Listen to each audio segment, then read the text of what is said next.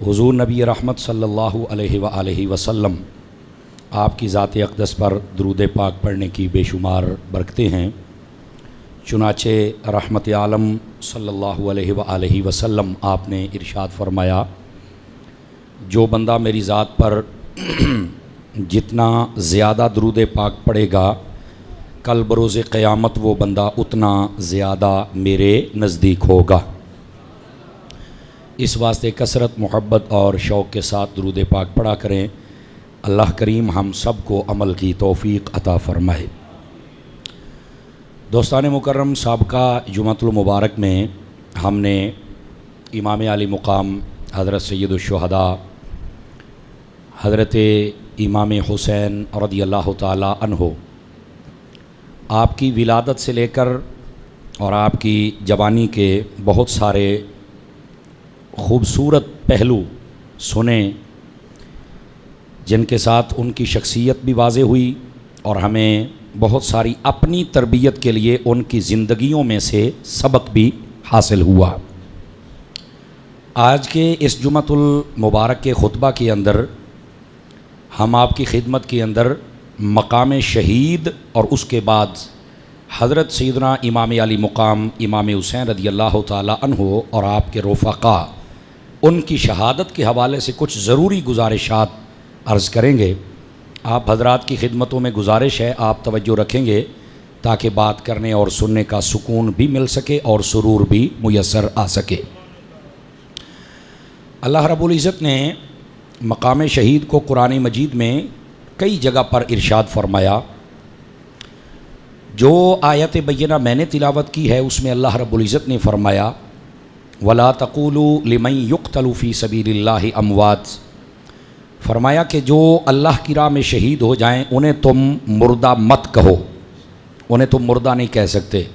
کیا کہنا ہے؟ فرمایا بل احیاء، بلکہ وہ تو زندہ ہیں، وَلَٰكِن لَا تَشْعُرُونَ، اور فرمایا کہ تمہارا شعور ان کی زندگی کو نہیں پا سکتا، تمہارا شعور چھوٹا ہے، اس کی اتنی پہنچ نہیں ہے، اتنی کیپیسٹی نہیں ہے کہ وہ سمجھ سکے کہ شہید کی زندگی کیسی ہے۔ یہاں سے دو تین باتیں بڑی سادگی کے ساتھ مسلمانوں کو سمجھنی چاہیے، اور وہ یہ ہیں، اللہ رب العزت نے فرمایا کہ جو میری راہ میں شہید ہو جائے اسے مردہ مت کہو۔ حالانکہ جو اللہ کی راہ میں شہید ہوتا ہے وہ موت کا ذائقہ چکھتا ہے، موت کو گلے لگاتا ہے، اور پھر بعد میں اس کا جنازہ پڑھ کے اس کو دفن کیا جاتا ہے، قبر میں رکھا جاتا ہے۔ تو جب شہید ہو گیا، موت کا ذائقہ چکھا گیا، قبر میں چلا گیا، تو قرآن کہتا ہے اب بھی تم مردہ نہیں کہہ سکتے۔ تو یہ سادہ بات ہمیں سمجھ آ جانی چاہیے کہ کچھ ہستیاں ایسی ہیں جو قبروں میں جا کے بھی زندہ ہوتی ہیں۔ یہ کسی مولوی کی بات نہیں، کسی فرقے کی بات نہیں، یہ قرآن کی بات ہے کہ شہید کو مردہ نہیں کہہ سکتے۔ حالانکہ شہید موت کا ذائقہ چکھتا ہے، قبر میں جاتا ہے، جتنا مرضی عرصہ گزر گئے آپ کو زندہ کہنا پڑے گا، چونکہ میرے رب نے فرمایا ہے۔ فرق یہ ہے کہ پہلے وہ اس جہاں میں زندہ تھا، اب اس جہاں میں زندہ ہے، لیکن پابندی نہیں ہے کہ اس جہاں سے وہ اس جہاں کی کوئی بات دیکھ نہیں سکتا یا سن نہیں سکتا۔ میرے آقا کریم علیہ السلام نے تو یہاں تک فرمایا، مردے کو جب قبر میں رکھتے ہو تو مٹی ڈال کے واپس پلٹتے ہو تو تمہارے قدموں کی آواز بھی سنتا ہے۔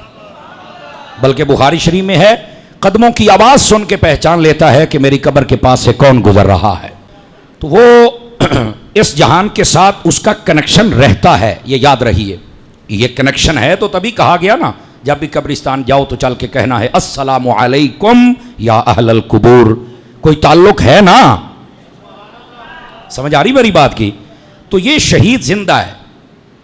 اور پھر اگلی بات توجہ طلب، شہید کا رتبہ کم ہے، نبی کا زیادہ ہے۔ تو جب کم رتبے والے کو رب نے نہیں مرنے دیا تو پھر نبیوں کا حال کیا ہوگا، اور پھر امام الانبیاء کا حال کیا ہوگا؟ پھر اعلیٰ حضرت فاضل بریلوی رحمۃ اللہ علیہ، آپ نے سچ کہا نا، تو زندہ ہے واللہ، تو زندہ ہے واللہ، میرے چشم عالم سے چھپ جانے والے۔ تو اس نظریے کو قرآن کی اس آیت سے سمجھا جا سکتا ہے، پہلی بات۔ دوسری بات فرمایا کہ کون فی سبیل اللہ، یقتل فی سبیل اللہ، جس کی موت اللہ کی راہ میں آ جائے۔ آپ سمجھدار اور پڑھے لکھے حضرات تشریف فرمائیں، یہاں بات ہو رہی ہے کہ جس کی موت اللہ کی راہ میں ہو، باقی زندگی کا سوال نہیں ہو رہا. بوقت موت کہاں ہے؟ اللہ کی راہ میں ہے، شہید ہو گیا، باقی زندگی نہیں پوچھی جائے گی. اس وقت اگر اللہ کی راہ میں تھا تو وہ شہید ہے اور پھر مر کے بھی زندہ ہے. تو جس کی فقط موت اللہ کے لیے ہو، اگر وہ زندہ ہے تو میرے نبی کی تو ایک ایک سانس کی رب نے قسمیں ارشاد فرمائی ہوئی ہیں.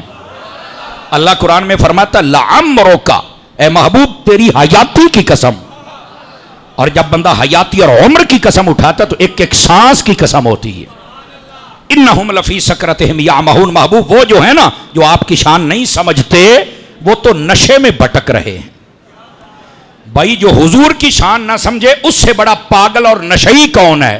جیسے نشئی کو اپنے پرائے کی تمیز نہیں ہوتی، جیسے نشئی بھٹکتا رہتا ہے، پاکی پلیدی کا پتہ نہیں چلتا اسے، نہ اسے گھر کا پتہ، نہ باہر کا، نہ پردے کا، نہ غیر پردے کا، اسی طرح جو میرے مصطفیٰ کی شان نہیں سمجھتا وہ بھی نشئی ہے.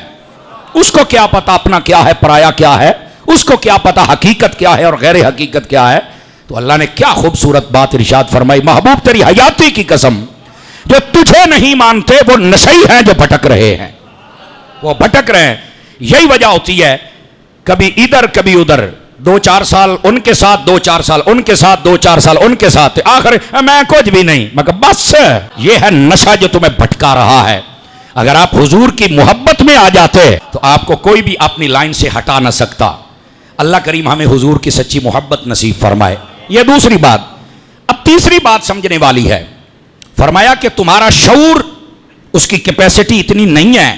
اللہ نے انسان کو جو چیز بھی دی اس کی ایک کیپیسٹی ہے، اس سے زیادہ یہ ورکنگ کر نہیں سکتی چیز. ہماری آنکھ ہے نا، یہ دیکھنے کی صلاحیت رکھتی ہے، لیکن آپ اس کو سورج کے سامنے کریں، سورج دیکھیں تو آپ کی آنکھ اس کو نہیں دیکھ پائے گی. تیز ٹارچ ہو تو اس کی لائٹ کو یہ ہماری آنکھ نہیں دیکھ پائے. کیوں؟ ہماری آنکھ کی ایک کیپیسٹی ہے، وہاں تک اس کی حد ہے، اسے آگے نہیں جا سکتی. ہم بولتے ہیں، ہمارے بولنے کی ایک حد ہے، اس سے زیادہ ہم نہیں اونچا بولیں گے، الفاظ پھٹ جائیں گے، گلا پھٹ جائے گا، یا پھر سر درد کرے گا، گلا درد کرے گا. کیپیسٹی ہے نا، حد ہے نا. اسی طرح ہمارے دوڑنے کی ایک حد ہے، وہاں تک دوڑیں گے، اس سے جتنا مرضی ٹل لا ہم نہیں دوڑ سکتے. تو اسی طرح ہمارے دماغ کی بھی ایک کیپیسٹی ہے. اللہ نے فرمایا تیرا دماغ جتنا ہے نا وہ شہید کو نہیں سمجھ سکتا کہ اس کی زندگی کیسی ہے. اس کا مطلب یہ ہے کہ جب شہیدوں کو ماننا ہے نا تو پھر دماغوں سے نہیں، عشق سے ماننا ہے. تو جب شہیدوں کو ماننا ہے تو محبت، اور جب محبت ہوتی ہے وہاں پر ساری حدیں کراس ہو جاتی ہیں. ٹھیک ہے؟ تو جب شہید کے لیے یہ محبت کا ترازو ہے، میرے نبی صلی اللہ علیہ وسلم کے لیے تو عشق کا ترازو لانا پڑے گا نا. تو یہ اس آیت کی تفسیر سادہ لفظوں میں آپ کے ذہنوں کے مطابق جو فقیر نے عرض کی. فرمایا جو اللہ کی راہ میں شہید ہو جائے اسے مردہ نہیں کہنا. اور دوسری بات فرمایا کہ تمہارا شعور ان کی زندگی کو سمجھ نہیں سکتا، چونکہ تمہارا شعور چھوٹا ہے، تھوڑا ہے، اس کی وہ کیپیسٹی نہیں ہے، وہ اس جہاں کو نہیں سمجھ سکتا. جن کو شعور ہوتا ہے وہ سمجھ لیتے ہیں. اب یہ پہلی بات. دوسری بات، شہید کو شہید کیوں کہتے ہیں؟ شہید کس کو کہتے ہیں؟ شہید لفظ کا معنی کیا ہے؟ دیکھیے، آسان شہید کی تعریف یہ ہے، اعلاء کلمت الحق کے لیے جو اپنی جان کا نذرانہ پیش کر دے، یعنی اللہ کا دین سر بلند کرنے کے لیے، حق کے لیے جو اپنی جان کا نذرانہ پیش کرے اس بندے کو شہید کہا جاتا ہے. آسان شہید کی تعریف یہ ہے. لیکن اس کی پھر آگے 2 قسمیں ہوتی ہیں. ایک ہے شہید حقیقی، ایک ہے حکمی. اس کو فقہی بھی کہتے ہیں. وہ کیسے؟ حقیقی شہید وہ ہے جو اعلاء کلمت الحق کے لیے جائے، اپنی جان کا نذرانہ پیش کرے، اللہ کی رضا کے لیے جائے، اس کے ساتھ جو بھی دشمن کرے وہ ہر چیز کو برداشت کرے. یہ ہے شہید حقیقی. شہید حکمی کون ہوتا ہے؟ جس طرح کوئی آگ لگ گئی، بیچ میں مسلمان جھلس کے فوت ہو گئے، ان کو بھی شہید کہا جاتا ہے. یہ شہید حکمی ہوتے ہیں. اسی طرح کوئی کشتی وغیرہ ڈوب گئی، گاڑی نہر میں گر گئی، XYZ، اللہ سب کو حادثوں سے بچائے، تو اگر کوئی ڈوب کے بیچارہ فوت ہو جائے حادثے میں تو اس کو بھی شہید کہتے ہیں. تو یہاں سے وہ نہانے والے بچے وہ نہ سمجھے کہ ہم بھی شہید ہیں، تم جان بوجھ کے چھلانگیں لگاتے ہو. مہربانی کیا کرو، آپ اپنے ماں باپ کی زندگی کو دو بھر مت بنایا کریں. شوقیہ کام کرتے ہو ڈوبنا اور بات ہے، حادثے میں ڈوبنا اور بات ہے. اسی طرح ڈیلیوری کے وقت عورت فوت ہو جائے تو وہ جو جنم کے وقت ولادت کے وقت بچے کی ولادت عورت فوت ہو جائے تو اس کو بھی شہیدہ کہا گیا ہے. ٹھیک ہے, یہ کوئی صورتیں ہیں, یہ بھی شہید ہیں, لیکن یہ ہیں حکمی اور فقہی, اور وہ حقیقی جس کے اندر وہ اپنی جان کا نذرانہ پیش کرے, اس کے جسم پر کٹ لگے اور وہ بالکل پیچھے نہ ہٹے, کہے جان جاتی ہے جائے, دین نہیں جانے دوں گا. یہ اس کی دو قسمیں ہیں. اور آگے سمجھیے, یہ جو لفظ شہید ہوتا ہے اس کے کچھ معنی ہیں. ایک معنی ہے شہید کا حاضر ہونا. اگر یہ معنی لیا جائے تو پھر کیا مطلب ہے اس کا؟ پھر مطلب یہ ہے کہ شہید جب شہید ہوتا ہے تو اس کو سب سے پہلے اپنے رب کی بارگاہ میں حاضر کر دیا جاتا ہے. اور حدیثیں بتاتی ہیں کہ جب رب کی بارگاہ میں جاتا ہے تو رب کیا فرماتا ہے؟ اللہ فرماتا ہے تم نے ہمیں راضی کر دیا ہے, بتا کیا انعام عطا کروں. تو شہید آگے سے پتا کیا کہتا ہے؟ باری تعالیٰ ایک مرتبہ پھر زندگی عطا کر, اسی طرح تیرے نام پہ کٹ کے پھر آ جاؤں. تو یہ شہید کا معنی ہے حاضر ہونا, وہ رب کی بارگاہ میں حاضر ہوتا ہے. اچھا, ایک معنی علماء نے اسی کے ساتھ حاضر ہونے کا اور بھی لکھا ہے کہ فرشتے اس کے پاس آتے ہیں. کیا مطلب؟ کہ جب شہید مقام شہادت حاصل کرتا ہے تو فرشتے آ کے نا اس کی روح کو پروٹوکول کے ساتھ لے کے جاتے ہیں.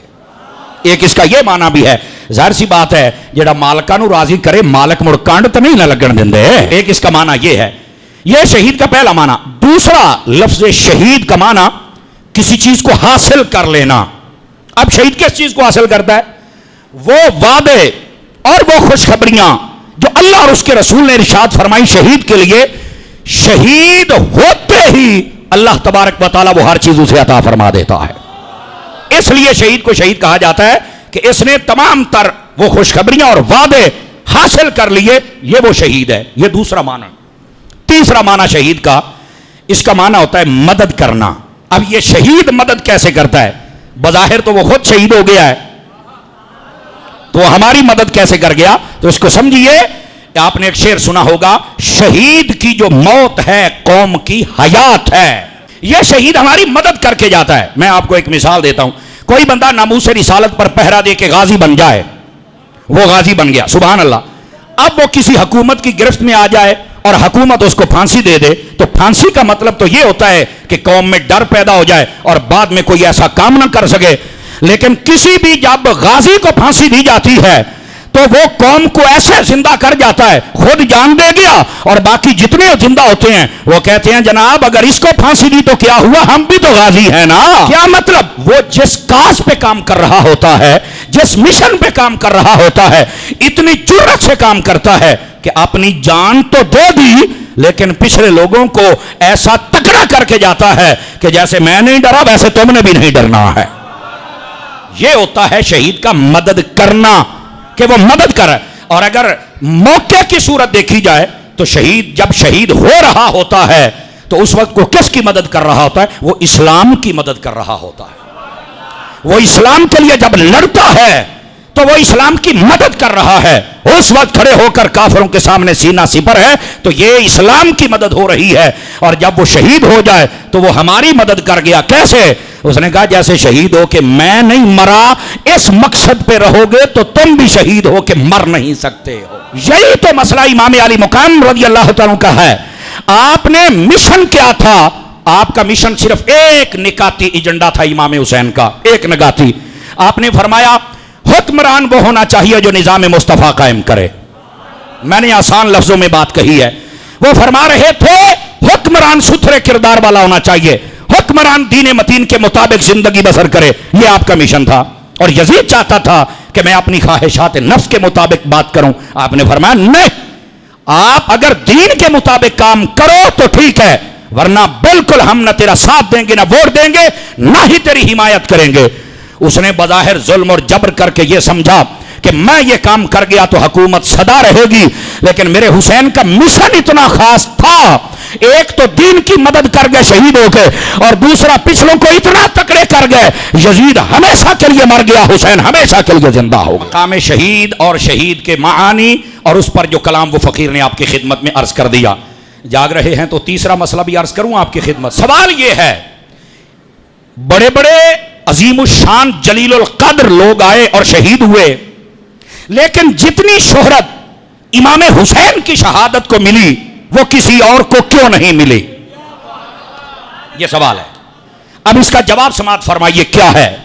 علماء فرماتے اس کا جواب یہ ہے, جب بھی کوئی شہید ہوا ہے نا تو شہید ہونے کے بعد بتایا گیا کہ یہ شہید ہے اور اب اس کے یہ کمالات فضائل ہیں جو بیان کیے جائیں.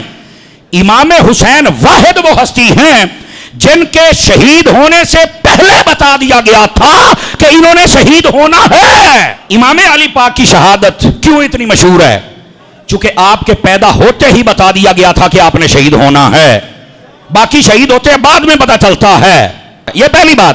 اب دوسری بات سنیے گا, اس بات پہ آپ کو لطف آئے گا, میں گارنٹی دیتا ہوں. جتنے بھی شہید ہوئے ان کی شہادت کو علماء نے بیان کیا, شیوخ نے بیان کیا, بڑے بڑے خطیبوں نے بیان کیا, بڑے بڑے محدثین نے بیان کیا, لیکن امام حسین کی شہادت وہ ہے جس کو خود میرے مصطفیٰ نے بیان فرمایا. اس کے مشہور ہونے کی دوسری وجہ, ایک تو شہید ہونے سے پہلے ولادت کے ساتھ ہی بتا دیا گیا, اس لیے مشہوری. دوسرا, میرے نبی نے خود بیان فرمائی. اور تیسری وجہ, جس جگہ پہ امام حسین رضی اللہ تعالیٰ آپ نے شہید ہونا تھا اس جگہ کا بھی پتہ تھا. بلکہ حضرت مولا مرزا کے بارے میں یہ علماء نے لکھا, آپ ایک مرتبہ وہاں سے گزرے, آپ نے فرمایا یہ کون سی جگہ ہے؟ انہوں نے بتایا کہ یہ فلاں جگہ. فرمایا رکو. آپ رکے تو آپ کی آنکھوں سے آنسو تھے. آپ نے فرمایا یہ وہ جگہ ہے جہاں میرے لجپال امام حسین, آپ نے فرمایا میرے لخت جگر, وہ یہاں خیمے لگائیں گے, یہاں ان کا خون بہے گا اور یہاں پر میدان لگے گا جس کے اندر وہ اپنی استقامت کا مظاہرہ کریں گے. آپ نے یہ بتا دیا تھا پہلے, اس لیے امام حسین کی شہادت کو شہرت ملی. یہ تیسری وجہ تھی. جاگ رہے ہیں تو چوتھی وجہ بھی بتاؤں آپ کو. امام حسین کی شہادت کو اگر دیکھا جائے تو شہادت کے درجوں کو بلند کرنے والے تمام عناصر یہ شہادت میں پائے جاتے ہیں. آپ دیکھیے, ایک بندہ ہوتا ہے حافظ, بڑی اچھی بات ہے, ساتھ عالم ہو تو سونے پہ سہاگا, اور ساتھ مفتی ہو تو کیا بات ہے, ساتھ اگر مدرس اور شیخ الحدیث ہو سبحان اللہ, اور بہترین مقرر ہو تو یہ کوالٹی بڑھتی جائیں گی, تو ظاہر سی بات ہے وہ بندہ بھی قیمتی ہوتا جائے گا. اسی طرح جو شہادت ہے, اللہ کی راہ میں شہید ہونا, یہ بہت بڑا درجہ ہے, لیکن اس کے ساتھ مزید اگر عروج ہے تو وہ یہ ہے اللہ کی راہ میں شہید بھی ہو, اور دوسری بات بندے کا وطن بھی اپنا نہ ہو, تیسری بات وہاں پر پانی بھی بند کر دیا جائے, چوتھی بات وہ اللہ کی رضا کے لیے ڈٹا رہے, پانچویں بات نہ روئے نہ گھبرائے نہ پیچھے مڑ کے دیکھے. یہ جب ساری باتیں اکٹھی ہو جائیں کہ جس میں مصائب بھی ہیں, جس میں ظلم بھی ہے, جس میں تکالیف بھی ہیں, دشمن کی طرف سے ہر چیز دی گئی, لیکن حسین نے ہر چیز کو مسکرا کے برداشت کیا. کیوں؟ فرمایا یہ شہادت عام نہیں ہے, مصطفیٰ کے نواسے کی شہادت ہے. یہ وجہ تھی کہ امام علی مقام امام حسین رضی اللہ تعالی عنہ آپ کی شہادت کو اتنی شہرت ملی. دیکھیں جتنے شہید ہوتے ہیں, کسی جنگ میں کسی کا باپ شہید ہوا, کسی جنگ میں کسی کا بیٹا شہید ہوا, کسی جنگ میں کسی کا پوتا شہید ہوا. امام حسین کی شہادت کو شہرت اس لیے ملی کہ یہ وہ جنگ ہے جس میں باپ بھی ہے, بیٹا بھی ہے, نواسا بھی ہے, پوتا بھی ہے, چچا کے بیٹے, بھائی کے بیٹے, بھانجے ہیں, اجتماعی طور پر قربانی پیش فرمائی. اس لیے امام حسین کی شہادت کو شہرت نصیب ہوئی. بعض لوگوں نے نا ایک الجھن پیدا کی ہوئی ہے, اللہ تعالیٰ ہدایت نصیب فرما دے, آمین کہہ دیجئے. وہ کہتے ہیں کہ امام حسین اقتدار کی جنگ لڑنے گئے تھے. میں ذمہ داری سے کہہ رہا ہوں, پہلی تو بات یہ ہے جنگ لڑنے گئے ہی نہیں, میں ذمہ داری سے کہہ رہا ہوں امام حسین جنگ لڑنے نہیں گئے. آپ کہیں گے آپ کے پاس دلیل کیا ہے؟ میں نے کہا جو جنگ لڑنے جاتا ہے نا وہ 6 ماہ کے علی اصغر کو ساتھ لے کے نہیں جاتا ہے. جو جنگ لڑنے جاتا ہے وہ اپنے بیوی بچوں کو ساتھ لے کے نہیں جاتا, عورتوں کو ساتھ لے کے نہیں جاتا. اور جو جنگ لڑنے جائے نا اس کا حق بنتا ہے اعلان وہاں کرے جہاں پوزیشن مضبوط ہے. تو پوزیشن مضبوط امام حسین کی مکے اور مدینے میں تھی, تو آپ کو چاہیے تھا یہاں اعلان کرتے. پتہ چلا جنگ لڑنے نہیں گئے, اور اگر جنگ لڑنی ہے تو جنگ یزید سے ہے. کہا ہاں. تو میں نے کہا یہ مکہ ہے, مکے سے ادھر شام ہے جدھر یزید بیٹھا ہوا ہے, اور ادھر کوفہ ہے جدھر امام حسین جا رہے ہیں. اگر جنگ لڑنی ہے تو شام جائے نا, یہ کوفہ کی طرف کیوں گئے؟ کہندا یہ تو میں نہیں پتا. میں کیا پتا ہوں تے سننی نہ ہوں. امام حسین جنگ لڑنے نہیں گئے. بھائی شام کدھر ہے, کوفہ کدھر ہے؟ گرامی قدر حضرات اس مسئلے کو سمجھو. اب سمجھ آ رہی ہے آپ حضرات کو؟ آپ جنگ لڑنے نہیں گئے, میں ذمہ داری سے کہہ رہا ہوں. اور میں آپ کو اکثر کہا کرتا ہوں بھائی جان، میں آپ کو پوری زندگی کا چیلنج کرتا ہوں، پوری زندگی کا، کسی بھی مکتبہ فکر کی کتاب سے آپ مجھے دکھا دیں امام حسین جنگ کے لیے گئے ہیں یا جنگ کا اعلان کیا ہے، قسم خدا کی آپ نہیں دکھا سکتے۔ کیوں؟ آپ جنگ لڑنے نہیں گئے تھے، وہ تو کوفیوں نے بلایا تھا، آپ تو ان کے خط کا جواب دینے گئے تھے۔ شرعی مسئلہ یہ ہے، اب ہمارے جیسے بندے کو شریعت کا پتہ ہے تو میرے امام حسین کا حال کیا ہوگا بتلائیے مجھے ذرا، جن کے گھر میں شریعت اتری ہے۔ یہ امام علی پاک جنگ لڑنے نہیں گئے اور جنگ کرنی بھی نہیں تھی۔ وجہ یہ تھی، اسلام میں 4 مہینے بڑی عزت والے ہیں، کل 12 مہینے ہیں، 4 مہینے عزت والے ہیں، ذوالقعدہ، ذوالحج، محرم اور رجب۔ رجب کا مہینہ تھوڑا الگ ہے، یہ 3 مہینے اکٹھے ہیں۔ 10 محرم کو امام حسین شہید ہو رہے ہیں۔ ان 4 مہینوں میں نہ لڑائی، نہ جھگڑا، نہ فتنہ، نہ فساد، نہ قتل و غارت۔ یہ زمانہ جہالت میں بھی منع تھا اور لوگ نہیں کرتے تھے، اسلام میں تو منع ہی منع ہے، چونکہ عزت والے مہینے ہیں۔ تو میں کہا جن مہینوں میں جنگ منع ہے ان میں حسین جنگ کا اعلان کر بھی کیسے سکتے تھے؟ آپ نے نہیں کیا، چونکہ ہم سے زیادہ شریعت جاننے والے قسم خدا کی امام حسین تھے، اور وہ شریعت ہی تو بچا رہے تھے۔ امام حسین نے تو جنگ کرنی نہیں تھی اور نہ ہی آپ نے جنگ کا اعلان کیا ہے، اور میں نے کچھ وجوہات بتائی بھی جنگ کا اعلان کیوں نہیں کیا۔ اور یہ بات بھی سنیے، اقتدار کے لیے گئے تھے۔ میں نے کہا دیکھو اگر اقتدار امام حسین جیسے بندے کے پاس آ جاتا، سبحان اللہ، تو آج دنیا کا نقشہ کچھ اور ہوتا، اس میں کوئی دوسری رائے نہیں، چونکہ وہ نبی پاک علیہ السلام کے تمام تر طریقوں کے مطابق سب کی تربیت فرماتے، اور اگر ان کی خواہش تھی بھی تو یہ کوئی منع تو نہیں ہے۔ کمال والی بات، ہمارے کیا علماء آپ تک خواہش نہیں کرتے کہ نظام مصطفیٰ قائم ہو جائے؟ تو یہ مولوی اور پیر خواہش کر سکتے ہیں تو سارے پیروں کا پیر حسین کیوں نہیں کر سکتا ہے؟ یہ ایک الگ مسئلہ ہے، لیکن اس موقع پر آپ اقتدار کے لیے نہیں گئے تھے۔ اگر کر بھی لیں تو مسئلہ نہیں ہے، لیکن اس موقع پر نہیں تھا۔ کیوں؟ میں نے کہا اقتدار کے لیے تو وہ کوشش کرے جس کے پاس عہدہ نہ ہو، تو جو پہلے ہی جنت کا وزیر اعظم ہو، سردار ہو، جوانوں کا سردار ہو، اسے تیرے عہدے کی کیا ضرورت ہے؟ پہلے تو یہ بتانا۔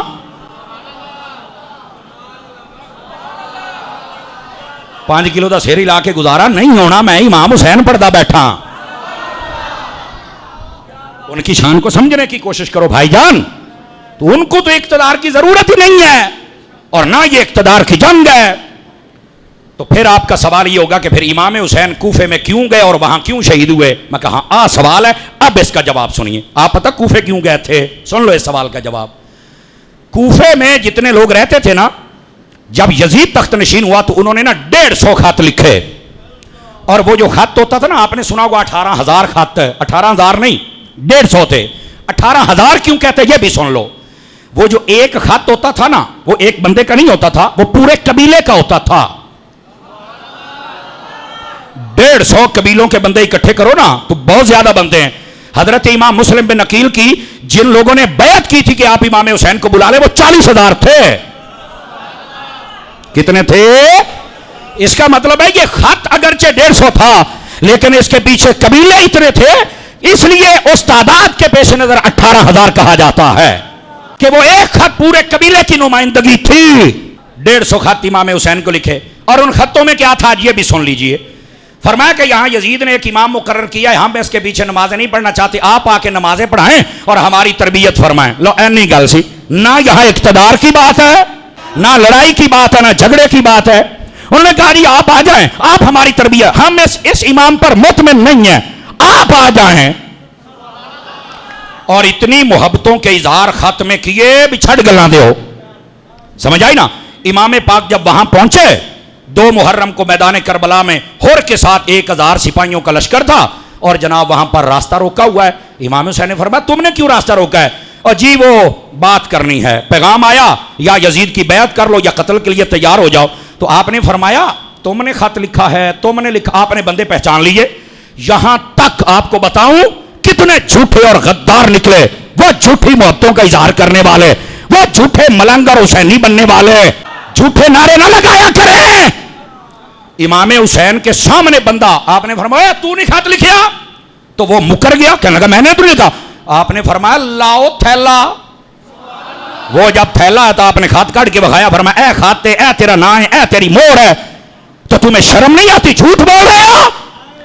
یار جو جھوٹے دعوے دار ہوتے ہیں نا محبت کے، جھوٹے نعرے لگانے والے، جھوٹے مولائی، جھوٹے ملنگ، وہ اتنے غدار ہوتے، وہ سامنے کھڑے امام حسین کے سامنے جھوٹ بول رہے ہیں، جی میں خط نہیں لکھیا۔ آپ نے فرمایا لکھا ہے، آپ نے اب شرمندہ کیا انہیں۔ تو وہ کیا کہنے لگا جی پہلے گل ہور سی ہن گل ہور ہے۔ آپ نے فرمایا میں پہلے بھی حسین تھا، میں اب بھی حسین ہوں۔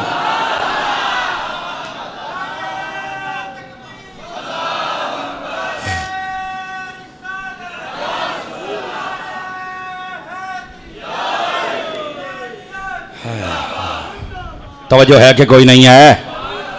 یہ وہ جھوٹے نعرے لگانے والے یہ تھے جنہوں نے بلا کے امام حسین کے ساتھ غداری کی۔ کئیوں کو عہدے کا لالچ مل گیا، کئیوں کو دولت مل گئی، کئیوں کو زمینیں الاٹ کر دی گئی، اور وہی جو کل تک کہتے تھے حسین آ جاؤ ہم آپ پر مطمئن ہیں، وہ سارے تلواریں لے کر امام حسین کے سامنے کھڑے ہو گئے۔ یہ جھوٹی محبتیں کبھی نہ کرنا۔ امام حسین سے محبت کرنی ہے تو سچی محبت کرنی ہے۔ ہاتھ کھڑے کر کے بتاؤ سچی محبت کرنی ہے نا؟ سچی محبت۔ جھوٹی محبت کے دعوے کرنے والے یہ ہوتے ہیں۔ امام علی پاک آپ وہاں پہنچے، انہوں نے راستہ روک لیا، وہی بندے خط لکھنے والے اور وہی شہید کرنے والے تھے، یہ تھے جنہوں نے شہید کیا تھا۔ عزیزان گرامی، یہ ہیں اصل حقائق اور یہ ہیں مسئلے۔ ان مسئلوں کو سمجھا بھی کریں اور ان کو ذرا پرکھا بھی کریں اور سوچا بھی کریں۔ اے جڑے زیادہ بہتے نعرے لاؤن نا، کبھی کبھار ان کی بھی چھان بین کرنی چاہیے کہ ایک ہی تے چوری کھان والا میاں مٹھو تے نہیں، بھئی جب موقع آئے گا تو بھاگ جائے گا اور پارٹی بدل جائے گا۔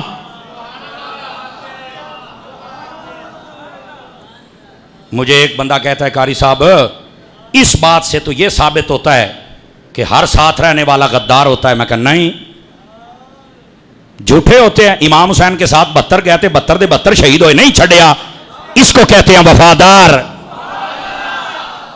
اور میں نے کہا تو نے وفاداروں کی داستان کیا سنی ہے؟ وفادار دیکھنا ہے تو آ ابو بکر کے پاس، سانپ نے 18 ڈنگ مارے، ابو بکر نے پیر پیچھے نہیں کیتا۔ یہ ہیں وفادار۔ کہاں بیٹھے ہو تم نے وفاداری کس سے سنی ہوئی ہے؟ یہ جھوٹے وفادار موقع پر آ کر چھوڑ جاتے ہیں، سچے وفادار کبھی موقع پہ آ کر چھوڑا نہیں کرتے۔ سچے وفادار بننا چاہیے۔ اگر وفادار دیکھنا ہے نا تو کربلا میں حضرت ہور کو دیکھ لو نا، کیسے وفادار تھے۔ یہ پہلے ہور تھا، اب ہور بھی ہے، حضرت بھی ہے، رضی اللہ عنہ بھی ہے۔ کیوں ہے؟ کیوں ہے؟ اس کی وجہ کیا ہے؟ اس کی وجہ یہ تھی راستہ اس نے روکا تھا، بڑا ایماندار افسر تھا۔ ایسے شریف بندوں کے ساتھ جب بھی زیادتی ہوتی ہے ایماندار افسر کو بھیج کے کروائی جاتی ہے، اور پھر بعد میں کہتے ہیں جی ہمیں پتہ نہیں تھا کہ آپ یہ ہیں تو وہ ہیں تو فلاں ہیں تو ڈم۔ آج کل بھی یہی ہوتا ہے، سب کچھ ایمانداروں سے یہ کام کروائے جاتے ہیں، اور ایمانداروں سے میں کہوں گا اب تو تمہارا امتحان ہے۔ ان کو بولو نا اب اپنے لونڈے لپاٹے بھیجو، اب ہمیں بھیجنے کی ضرورت نہیں ہے۔ لیکن کہتے ہیں جی نوکری ہے تو میں کی کراں؟ میں کہا نوکری ویکھیں، سرکاری نوکری ویکھنا ہے، سرکار دی نوکری ویکھیں آنا۔ تو یہ پہلے ہور تھے، بعد میں حضرت ہور، اور پھر رضی اللہ عنہ۔ کیوں بھائی؟ یہ تھے لشکر یزید میں، تو رضی اللہ عنہ کیسے بن گئے؟ میں نے کہا جب تک ادھر تھے تب تک کچھ نہیں تھا، لیکن جب 10 محرم کا دن چڑھا نا تو آپ کے جسم پر کپ کپی طاری ہو گئی۔ آپ کا بھائی کہتا ہے خیر تو ہے؟ فرمایا ایک طرف آگ دیکھ رہا ہوں، دوسری طرف جنت دیکھ رہا ہوں۔ حضرت نے کہا میں حسین کے پاس جا رہا ہوں، تو اس نے کہا جناب یہاں مال بھی ہے، دولت بھی ہے، پیسہ بھی ہے، شہرت بھی ہے، عہدہ بھی ہے۔ اس نے کہا سب کچھ ہے پر جنت حسین کے پاس ہے۔ اس نے اپنے گھوڑے کو ایڑ لگائی اور سیدھا امام حسین کے پاس آ گیا اور آ کے کہا حضرت مجھے معافی مل سکتی ہے چونکہ راستہ میں نے روکا تھا، اور مجھے انہوں نے یہ تسلی دی کہ ہم مذاکرات کریں گے، لڑائی جھگڑا قتل و غارت نہیں کریں گے۔ راستہ میں نے روکا تھا، بظاہر تو یہ سارا ملبہ میرے اوپر آتا ہے، میں اگر آپ کو جانے دیتا تو آپ کو کچھ بھی نہ ہوتا، حضرت مجھے معافی مل سکتی ہے؟ امام حسین نے فرمایا تو اس دروازے پہ آیا ہے جہاں صرف معافی نہیں ساتھ میں جنت بھی ملا کرتی ہے۔ حضرت امام علی پاک رضی اللہ عنہ آپ کی طرف سے بعض محققین فرماتے ہیں سب سے پہلے جو جنگ میں جانے والا بندہ وہ یہی ہے، اور نام بھی ہیں، لیکن کہتے ہیں انہوں نے کہا جی کفارہ اس وقت ادا ہوگا جب میں جاؤں گا، چونکہ مجھے نہیں پتا تھا کہ یہ دن بھی آ جائے گا۔ جب تک لشکر یزید میں تھے کچھ بھی نہیں تھے، اور جب امام حسین کے وفادار بن گئے تو حضرت بھی بن گئے اور بھی بن گئے, رضی اللہ عنہ بھی بن گئے, وفادار بنیے. یہ جھوٹے تھے جنہوں نے بلایا اور بلانے کے بعد امام حسین کو شہید کر دیا.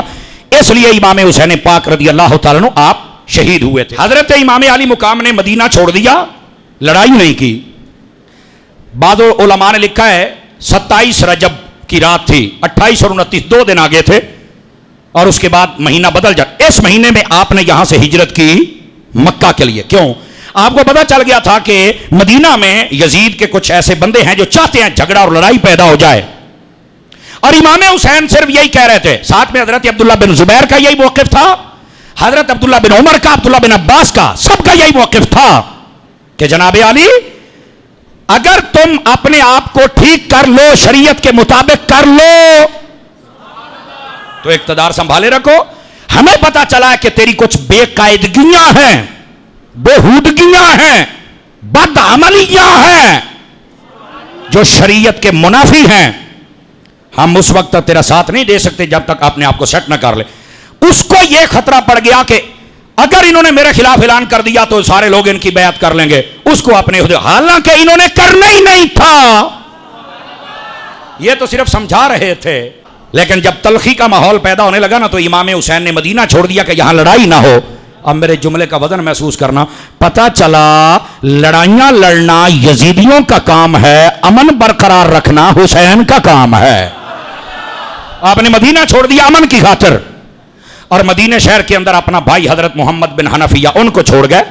باقی جتنے خاندان رسول کے احباب تھے, مرد عورتیں جتنے آپ کے ساتھ, ٹوٹل خاندان رسول کے بندے 21 بندے تھے جو شہید ہوئے, 2 زندہ بچ کے آئے, 23 ہو گئے, اور باقی عورتیں تھیں یہ لگ بھگ 30 کے قریب. باقی ٹوٹل خاندان رسول مدینہ میں تھی. آپ کا سکا بھائی محمد بن حنفیہ آپ اس کو مدینہ میں چھوڑ کے آئے کہ یہاں آپ نے رہنا ہے, ان کی حفاظت کرنی ہے. حضرت عبداللہ بن جعفر وہ مدینہ میں تھے, اور ایک روایت کے مطابق حضرت حسن بن مسنہ وہ بھی مدینہ میں تھے یا کئی سفر پر تھے. اور اللہ تحقیق بات یہ کہ وہ بھی کربلا میں ساتھ تھے. یہ تینوں قول میں نے آپ کو سنا دیے. تاریخ میں بہت کچھ ہے اس لیے دیانتاً میں نے سنا دیے. حضرت امام علی مقام نے صرف اس لیے کہ میں مکے جا رہا ہوں تاکہ یہاں ماحول ٹھنڈا ہو جائے, پھر آ جائیں گے.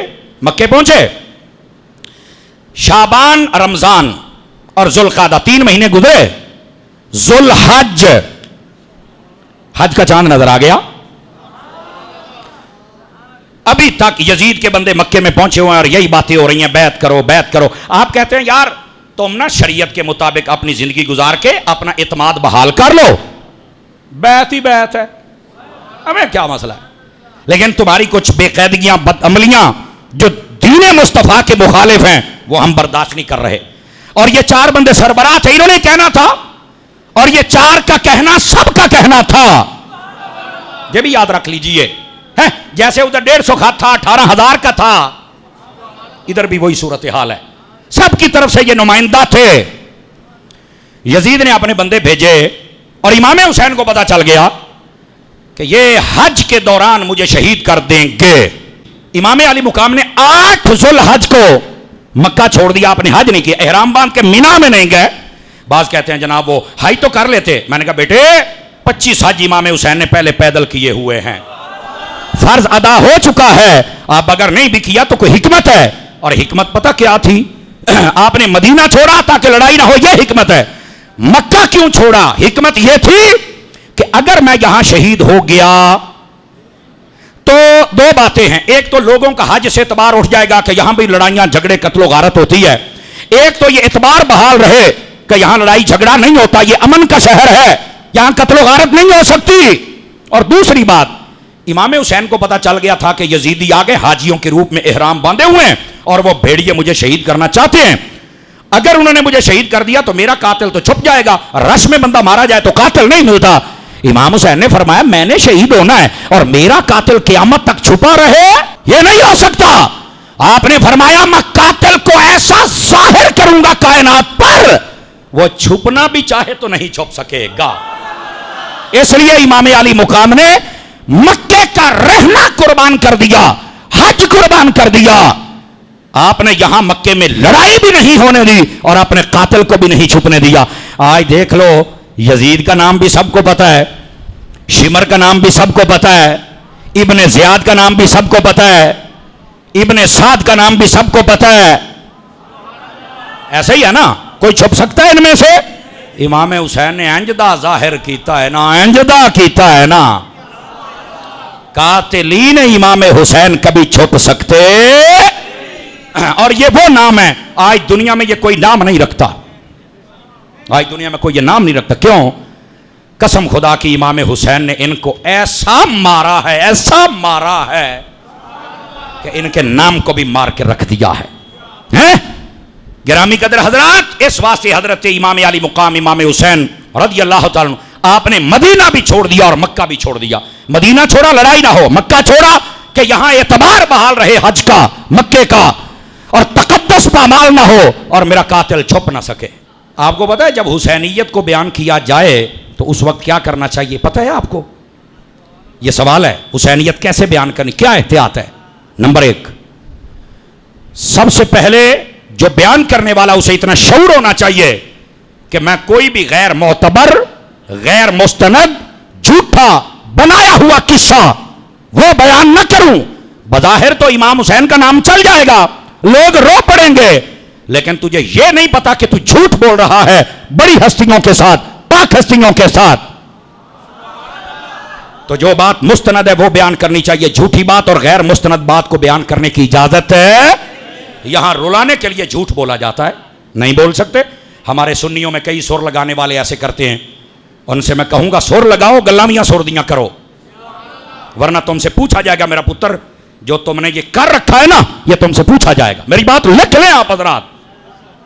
دوسری بات, جب واقعہ کربلا بیان کیا جائے تو ایسی باتیں نہیں بیان کرنی چاہیے یا انداز نہیں اپنانا چاہیے جس سے یہ تاثر جائے کہ میرے حسین بڑے بے کس تھے, بے بس تھے, بڑے مجبور تھے, کر ہی کچھ نہیں سکے.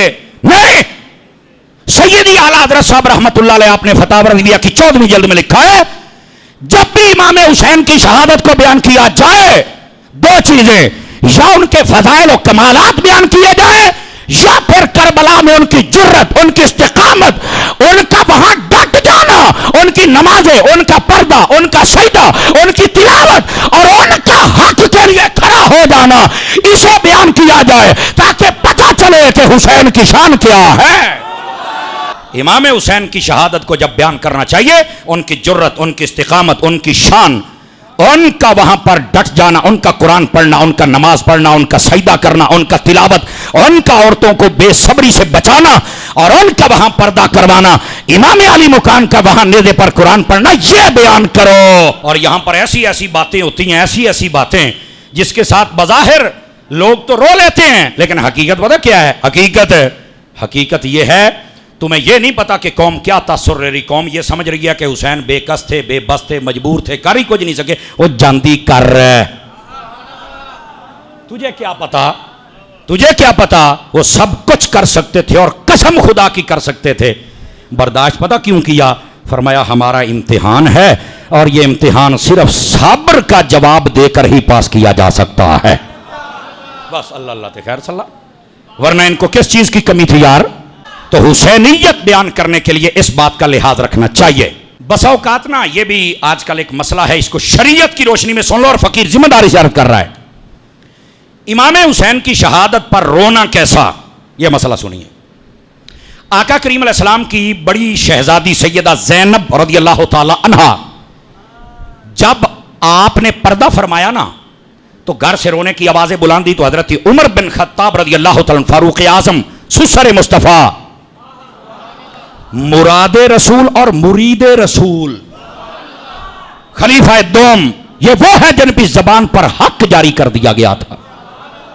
آپ تشریف لائے, فرمایا عورتوں سے کہو آوازیں بند کر دیں. آپ نے جب پیغام بھیجا نا تھوڑی دیر کے بعد یہ آقا کریم علیہ السلام کو معلوم ہوا تو نبی پاک نے بھی پھر اس مسئلے کو وضاحت کے ساتھ بیان کیا. آپ نے فرمایا اگر کوئی فوت ہو جائے یا شہید ہو جائے اور وہ فوت ہونے کا اور شہید ہونے کا دکھ دل میں ہو اور اس کا اظہار آنکھوں سے ہو تو یہ جائز ہے.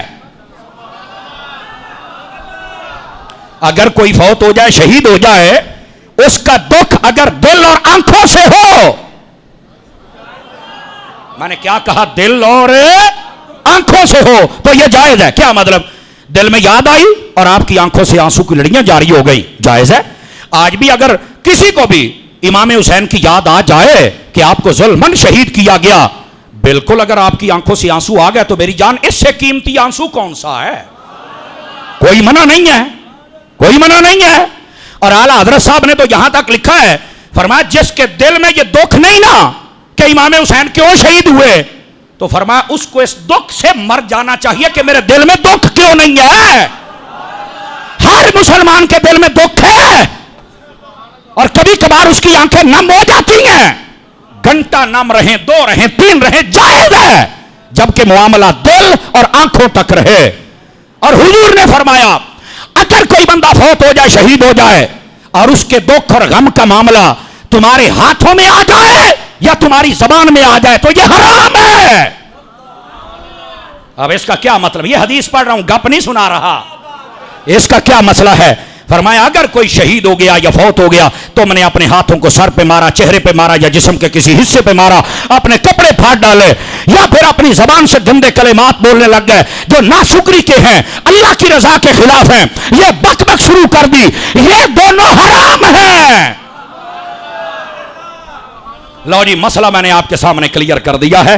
کسی کے بھی فوت اور شہید ہونے پر دل اور آنکھ کا معاملہ ہو تو جائز ہے, اور اگر ہاتھ اور زبان کا معاملہ ہو تو یہ اینا مسئلہ ہے. اور یہ حدیث پاک ہے, اگر کوئی حدیث چاہے تو فقیر عرض کرے گا, بالکل حوالہ ذمہ رہا. Are you understand? بات سمجھ آ گئی آپ حضرات کو؟ اپنی اصلاح کرو, امام پاک کی یاد مناؤ, لیکن ان کی بے کسی اور بے بسی اور مجبوری کی صورت میں پیش مت کرو قوم کے سامنے, جرت والا حسین پیش کرو ہمارے سامنے. تو امام علی مقام امام حسین رضی اللہ تعالیٰ عنہ, آپ کا یہ شان, یہ مقام اور یہ رتبہ ہے. آج ہم امام علی مقام کے مشن پر نہیں ہیں. امام علی مقام کا جو کردار تھا نا, آج ہم اس سے پیچھے ہیں. پہلے میں نے کہا مشن کے ساتھ نہیں ہے, پھر کہا کردار کے ساتھ نہیں. اب تیسری بات, امام حسین کی جن چیزوں کی طرف توجہ تھی نا, آج ہماری توجہ ان کی طرف نہیں ہے, اور جدھر امام حسین کی توجہ نہیں تھی ہماری توجہ ادھر ہے. پورا کربلا پڑھ لیں, کوئی مائی کلال بتا دے امام حسین روئے ہوں. شہادت پر, پانی بند ہونے پر ایک ایک بچہ شہید ہو گیا, کسی پر کوئی مائی کلال مجھے ثابت کر دے امام نہیں روئے. امام کی توجہ رونے کی طرف ہے ہی نہیں, امام کی توجہ ہے صبر کی طرف, استقامت کی طرف, اللہ کی رضا کی طرف. آج ہماری توجہ ادھر سے ہٹ گئی اور رونے کی طرف ہو گئی, نمبر 1. نمبر 2, امام کی توجہ میدان کربلا میں کدھر تھی؟ نماز کی طرف. اور یہی ایک موقع ہے جب امام حسین کربلا میں روئے تھے, ایک موقع ہے, کسی اور چیز پر نہیں روئے. جب پتا چلا نا کہ یہ جمعے کا دن ہے اور یہ سامنے تلواریں لے کے ایک ایک کو شہید کر رہے ہیں, اور کہا گیا کہ ظہر کا ٹائم بھی جانے والا ہے, چونکہ مسافر بندے پر جمعہ نہیں نہ ہوتا, ظہر پڑھنی ہوتی. امام حسین کی آنکھوں سے آنسو آ گئے, رونے لگ پڑے. یار ان ظالموں نے نماز بھی سکون سے نہیں پڑھنے دی. آپ روئے تھے تو نماز کے لیے روئے تھے, آپ کی توجہ نماز کی طرف تھی. آج ہم نعرے لگاتے ہیں لیکن ہماری توجہ نماز کی طرف نہیں ہے. حسین کی توجہ نماز کی طرف ہے اور ہماری توجہ نہیں ہے. حسینی بن کے نماز کی طرف توجہ فرماؤ گے؟ یہ دوسری بات. اب تیسری سن لیجئے, کوئی مائی کلال ثابت کرے امام حسین نے پانی کی طرف توجہ فرمائی ہو. نہیں توجہ فرمائی آپ نے یار, نہیں کی توجہ. اور آج ہم سارے کیا کرتے ہیں, سڑکوں پر سبیلیں لگا کے امام حسین کے نام کی بیٹھ جاتے ہیں. ہر 15 فٹ کے فاصلے پر بندے بیٹھے ہیں, پانی ٹھنڈا کر کے پلا رہے ہیں.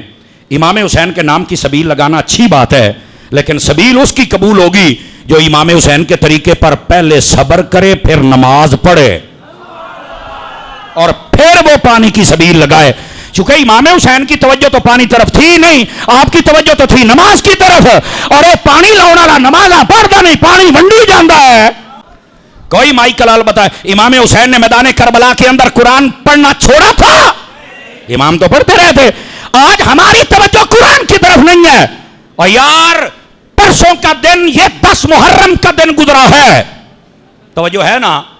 مجھے بتلائیے 10 محرم والے دن کتنے بندے تھے جنہوں نے قرآن مجید پڑھا ہے؟ ایسا ڈی حالت ہے, ہاتھ نہیں کھڑے کرنے میں شرمندہ نہیں کرتا. اگر 10 محرم والے دن بھی تم قرآن نہیں پڑھ سکے बताओ तुम्हारी तवज्जो किधर है। इमाम हुसैन ने तो इस दिन नेज़े पर चढ़कर भी कुरान पढ़ना नहीं छोड़ा था। हमारी तवज्जो किधर है। इमाम हुसैन की तवज्जो है नमाज की तरफ, सजदे की तरफ, कुरान की तरफ।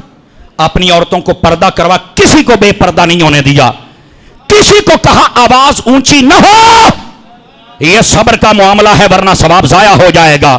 अपनी औरतों को पर्दा भी करवाया, सब्र भी, खुद भी नहीं रोए, फरमाया सब्र का मामला है। और हमने सारे मामले को बदल के रख दिया है। तो बताओ इमाम हुसैन की जिधर तवज्जो थी आज हमारी उधर तवज्जो है? बताओ मुझे सारे। झूठा किरदार है हमारा, अपने आप को सेट करो। ए हुसैनियत ना हर बंदा बयान करता है ते ना हर बंदा सुन सकता है, और इसकी जरूरत है ताकि यजीदी किरदार खत्म हो जाए और हुसैनी मिशन जिंदा हो जाए। कौन कौन है जो हुसैनी मिशन को जिंदा करेगा? मेरे इमाम हुसैन की जिन चीजों की तरफ तवज्जो थी, तवज्जो फरमाएंगे। बस अगर आपने इस पर अमल कर लिया तो समझो सच्चे हुसैनी है।